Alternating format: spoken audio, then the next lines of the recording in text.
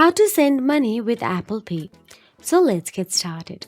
Open the Wallet app or tap the wallet icon in the control center. On your iPhone, you can also easily access the Wallet app from the lock screen.